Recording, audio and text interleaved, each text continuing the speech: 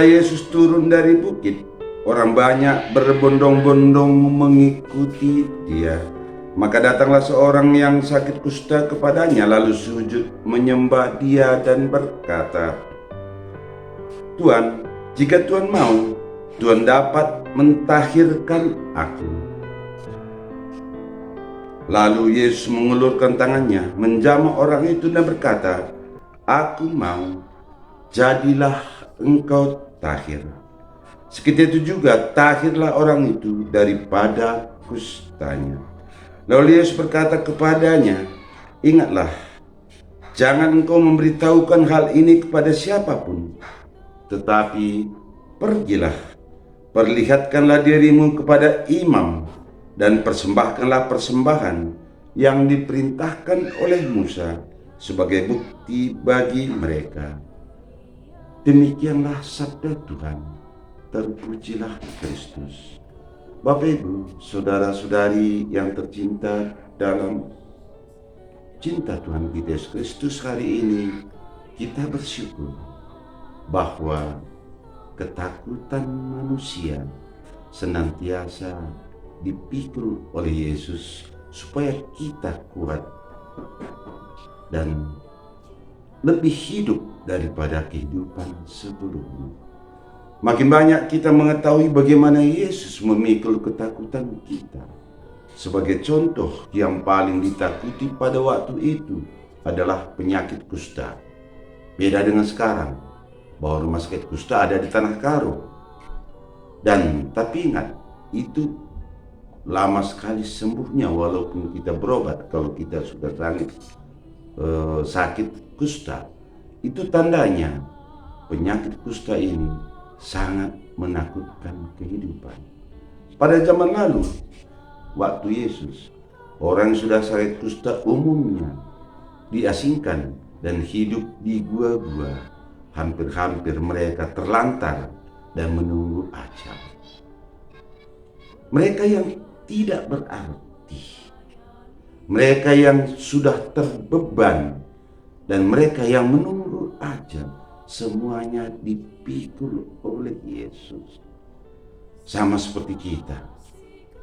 Pada hari ini, kita senantiasa dilingkupi ataupun digerogoti oleh ketakutan hidup. Bila kita masih muda, kita ditakuti oleh keadaan anak-anak kita. Kalau misalkan mereka yang masih remaja, ditakuti oleh masa depan kegagalannya. Kalau seperti kita sudah orang tua, glamor namanya, golongan lanjut umur, kita juga ditakuti tentang anak cucu ataupun anak-anak kita. Itu adalah penyakit kusta kehidupan yang membuat kita tidak bersyukur, tidak mampu melihat anugerah Allah yang begitu besar di dalam kehidupan kita. Marilah kita belajar senantiasa dari falsafah kehidupan yang diceritakan Injil pada hari ini, bahwa ketakutan, jika kita serahkan kepada Tuhan, jika engkau mau, engkau mampu mengangkat ketakutanku. Engkau mau, jika engkau mau berkehendak, maka engkau mampu mentahirkan kusta kehidupanku. Saudara-saudari, sebagai orang tua, sudah kemestian kita lah mengangkat ketakutan anak-anak kita. Demikian juga mengangkat ketakutan masyarakat di sekitar kita. Kita akan masuk pada bulan keluarga di bulan Juli. Apa program yang dibuat keuskupan adalah mengangkat ketakutan masyarakat, mengangkat kusta-kusta kehidupan yang membuat kehidupan masyarakat kita makin corak ataupun makin senantiasa gelap ataupun senantiasa gonjang-gonjing di antara sesama.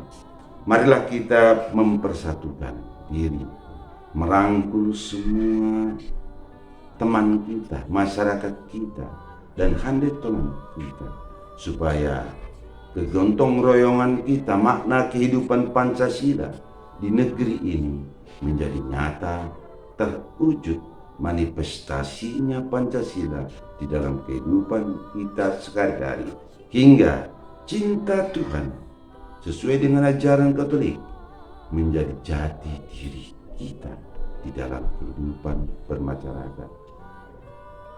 Kita jauhkan semua yang membuat kita terpecah. Abaikan semua apa yang membuat antara kita terjadi kerenggangan.